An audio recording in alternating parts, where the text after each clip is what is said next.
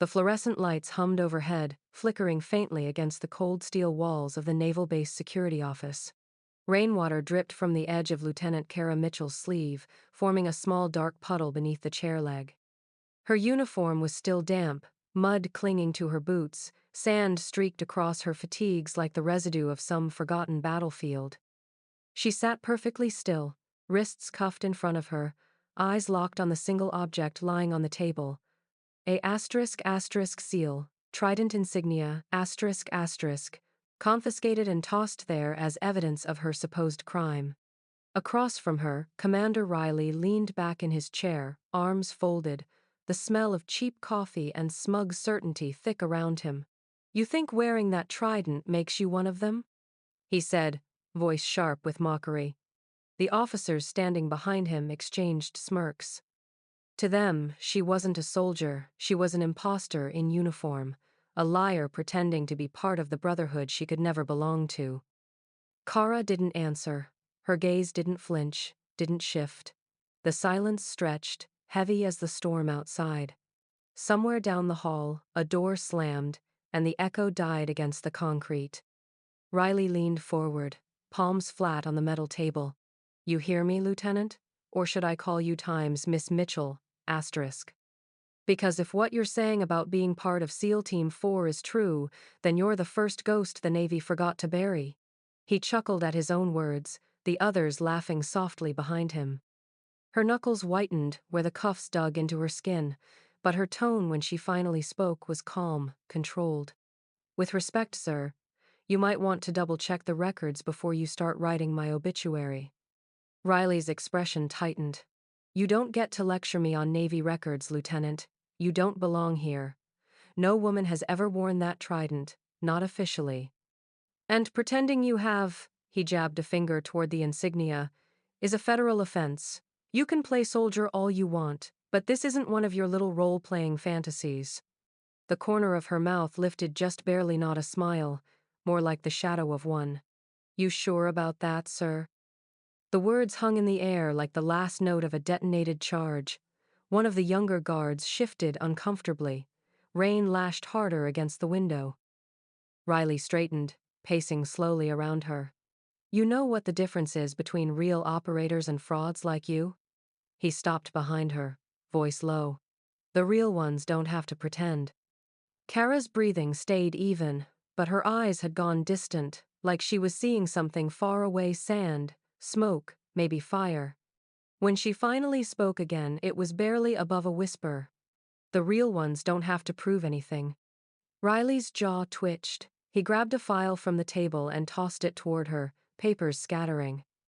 "Then explain this. No record of your deployment, no record of your SEAL qualification, not even a training log. So tell me, Lieutenant, how does a ghost earn a trident?" She lifted her eyes to his, unblinking. "Some missions don't leave records."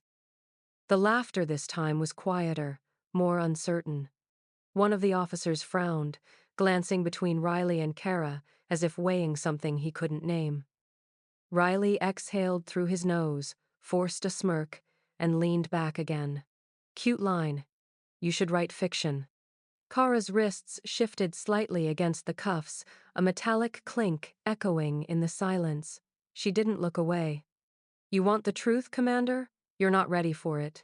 For a long moment, neither of them moved. The storm raged outside, the wind howling through the narrow vents, the fluorescent lights buzzing louder, as if reacting to the tension that filled the room.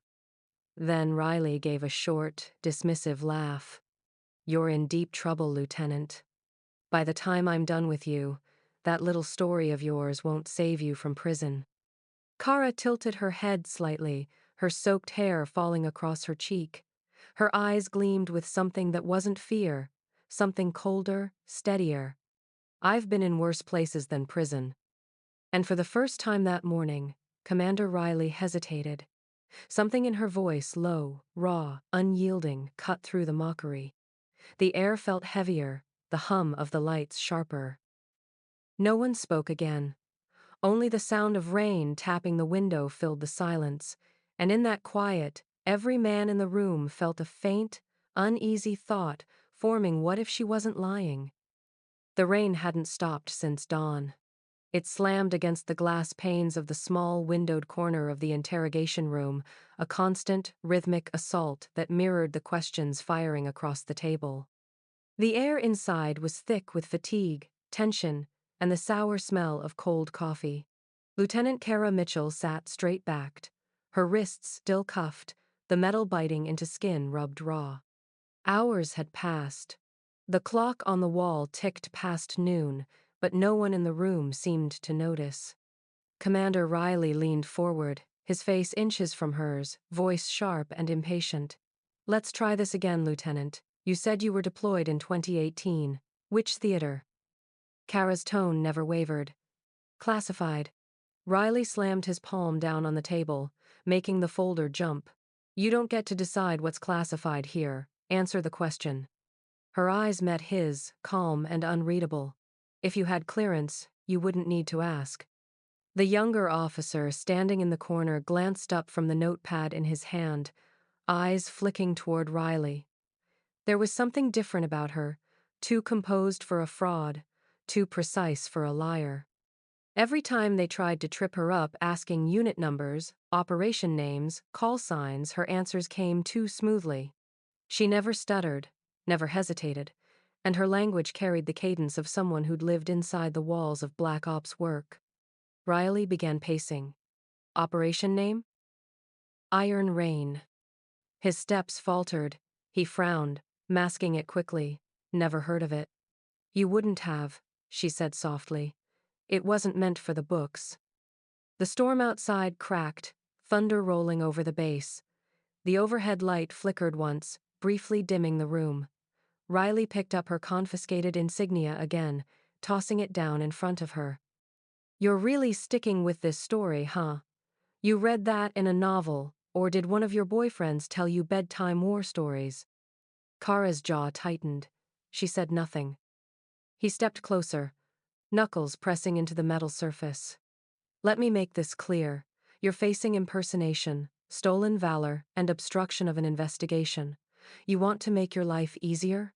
Tell me who you stole that trident from." For a moment, Kara's breathing grew shallow. She leaned back, her face tightening as if suppressing pain. When he noticed, Riley smirked. "What's the matter, Lieutenant? Getting nervous?" Then he slammed his hand down again hard enough to rattle the cuffs. Kara flinched, instinctively lifting her arm to protect herself. Her sleeve rode up. Riley's laughter died mid-breath. Under the fluorescent light, a faint pattern gleamed against her skin scar tissue crossing her forearm, and beneath it, half obscured by burn marks, a tattoo. Not the standard Navy issue. It was precise, deliberate. An eagle's wings curved into a trident's point, a design no civilian, no regular soldier would ever recognize. The mark. Riley stared. His mouth opened, then closed again. He'd heard rumors, once whispers of an off-record reconnaissance unit, a Tier 1 black cell operating outside official channels. A unit the Pentagon never admitted existed. The mark was said to be their insignia, inked only after their first mission, seen by maybe a dozen living people. He forced a laugh to cover his unease. "Nice tattoo," he muttered. "You get that from one of your fantasy SEAL boyfriends?" But his voice didn't sound convinced. Kara didn't answer. Her gaze was somewhere distant, locked on nothing. The rain outside had softened into a steady hiss, like static. A drop of blood from her wrist slid down onto the table, unnoticed. Riley turned away, shaking his head. "You think a little ink is going to scare me? Please." He grabbed the file again, flipping pages for noise more than anything. "You're not fooling anyone, this whole act." The door opened. Every sound stopped: the shuffle of papers, the tap of rain, even Riley's breath. The man who entered wore a dark uniform heavy with medals, shoulders broad, posture unbending. A single silver star glinted on his collar, but the weight of his presence said more than rank ever could. The guards instinctively straightened. Riley stiffened. "General Hale, Sir." The general didn't answer. His eyes were fixed on Kara. Kara's expression didn't change, but something in her shoulders eased. Not comfort, exactly, but recognition. The general stepped forward, his gaze dropping to the faint trident mark under her scars. No one moved. The air was electric, humming with the kind of silence that precedes a revelation too dangerous to name. Riley swallowed, his voice unsteady for the first time all morning. "Sir, this woman she's claiming to be—" General Hale cut him off, his tone low, deliberate. "That'll be all, Commander." Riley hesitated. "But sir—" "Out," the general said, his eyes never leaving Kara. The officers exchanged uncertain glances before quietly filing out, the sound of boots echoing against the floor. Riley lingered 1 second too long, trying to read the general's expression, then finally obeyed. The door shut with a click. Only two remained: the woman they'd arrested for impersonation and the man who knew the truth she carried. The general stepped closer, his voice almost a whisper. "Where did you get that mark, Lieutenant?" Kara lifted her eyes slowly. Her voice, when it came, was barely audible over the hum of the lights. "You already know, sir." And for the first time since the storm began, the general's composure cracked just slightly. The room felt smaller once the others left. The faint hiss of rain outside was the only sound, a soft counterpoint to the hum of fluorescent lights that buzzed overhead. The air smelled of metal and damp earth from Kara's soaked uniform. General Marcus Hale stood for a long moment without speaking, the weight of his authority filling the space like static before a storm. Commander Riley lingered by the door, jaw tight, unwilling to surrender his control of the interrogation. "Sir," Riley started, his tone clipped. "With all due respect." Hale's eyes cut to him, cold and deliberate. One look was enough. Riley stopped mid-sentence, his breath catching as though the general's stare itself had drawn the air from his lungs. "I said out," Hale repeated, voice even but laced with a quiet finality that carried more power than a shout ever could. Riley swallowed, color rising to his face. "Sir, this woman. Now."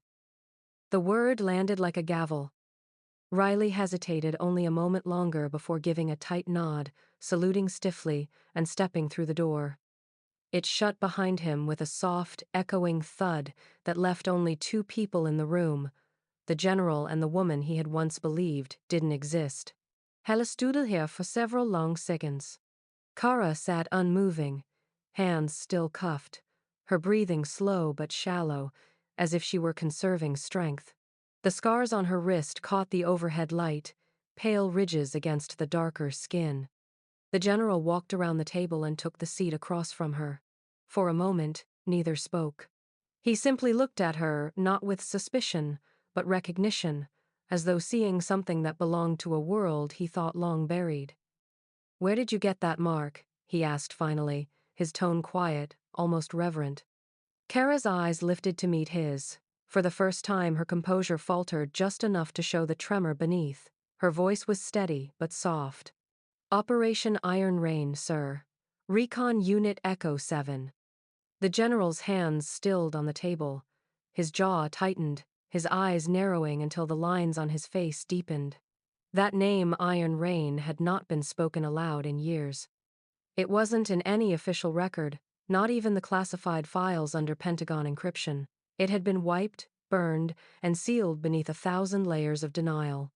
Hale leaned back in his chair, a shadow crossing his expression. "That operation never existed," he said, though his voice lacked conviction. Kara gave the faintest hint of a smile, a bitter curve of the lips that didn't reach her eyes. "Neither did I, sir." The general's breath caught, just slightly. For the first time, he noticed the way she sat, too straight, too disciplined, but with that subtle stiffness only old injuries could bring. The faint tremor in her left hand, the scar over her collarbone where shrapnel had once torn through. He leaned forward, lowering his voice. "Echo 7 was annihilated. There were no survivors." Kara's eyes glistened, but her tone remained composed. 5 made it out. 2 died within weeks. The others disappeared when the brass decided ghosts were easier to bury than stories. Thunder cracked outside, sharp and distant. The sound rolled through the base, trembling in the window panes. The general stared at her, and in that silence, something inside him shifted. The disbelief began to fracture. Her words weren't the desperate defense of a fraud, they carried the precision, the cadence, of memory. He rose slowly from his chair and walked to her side of the table. His voice dropped to a whisper. That mark's real.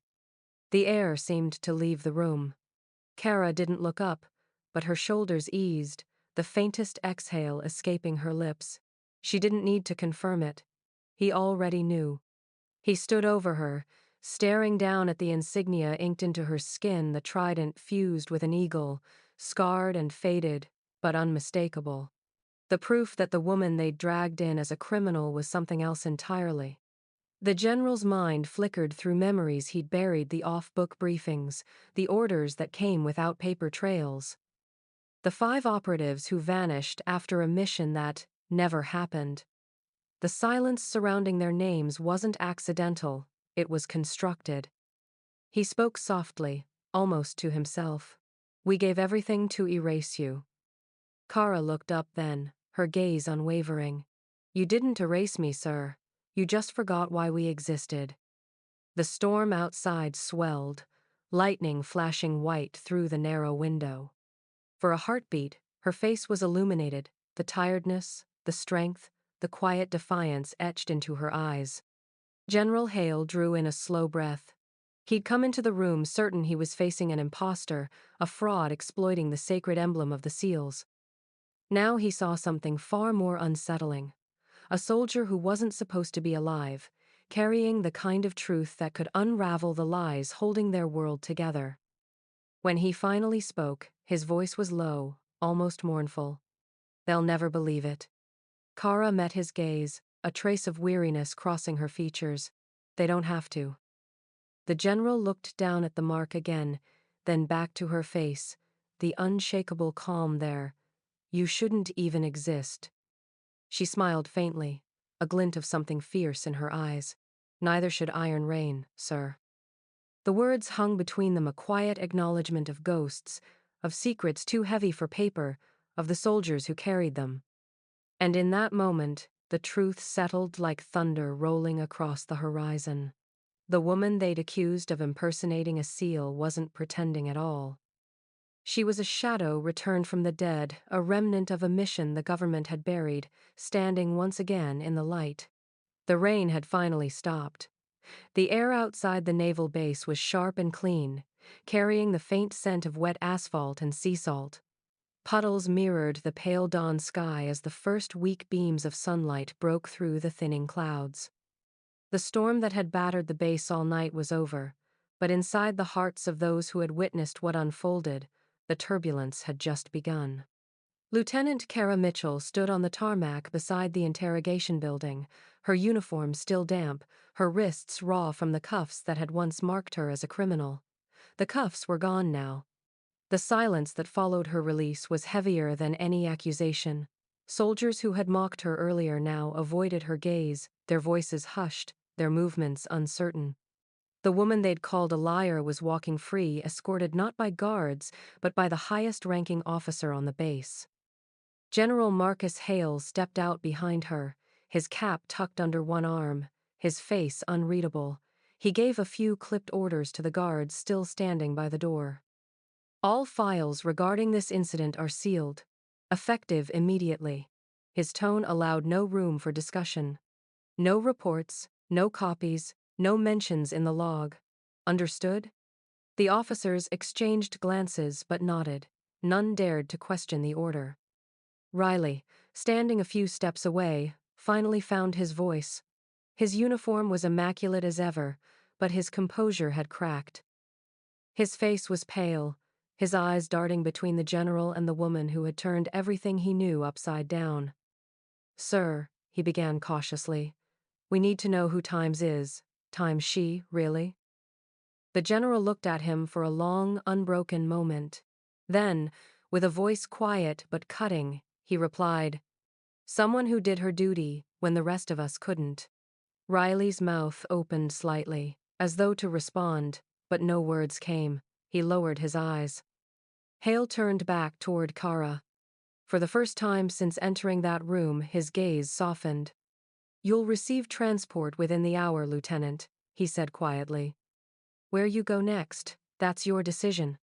Kara nodded once. No salute, no ceremony, just mutual understanding between soldiers who had both seen the price of silence. She started walking. The sound of her boots echoed softly against the wet pavement. The base seemed to part around her, personnel instinctively stepping aside, their curiosity mingled with respect and a trace of fear. No one dared to speak. The only sound was the faint rush of the morning wind moving across the open field. As she reached the edge of the runway, the first rays of sunlight caught her arm. The light glinted off the faint lines of the tattoo beneath her scarred skin, the trident and the eagle. Once a secret, now an unspoken truth. It gleamed like the memory of something sacred, something that had survived the fire. Behind her, General Hale watched in silence. He thought of the countless men and women whose names never made it to the walls of remembrance, their stories lost beneath layers of classified ink.